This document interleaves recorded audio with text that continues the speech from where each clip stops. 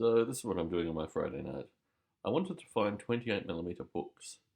I wanted to find an example of a 28mm book and then ideally somehow get this thing painted on one of those so I could have one of the displays as a new release of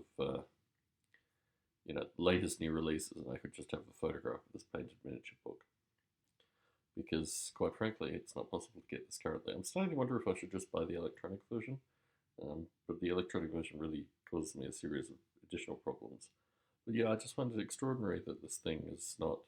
So how many months are we after the release?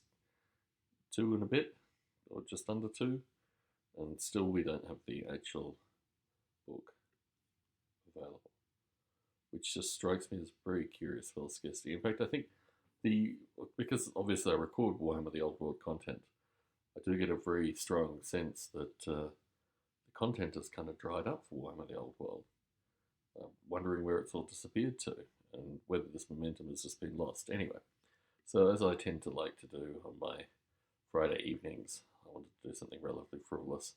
And looking at these miniature books, there are lots of beautiful books. I really think scrolls are genuinely missing in modern wargaming, and certainly in implication of them to wizard miniatures in particular. I think certainly back in the day, wizards had more scrolls, but these days just doesn't seem to be as important as it once was. I like these three scrolls in a row, but not quite an exact copy of the book. I think this is probably the closest one I can get to it, just because it has straight binding on the back, which I wanted to get to be similar to the incredibly elusive Warhammer the Old World rulebook. Anyway, Tom Barbalet in Las Vegas, Nevada, signing out.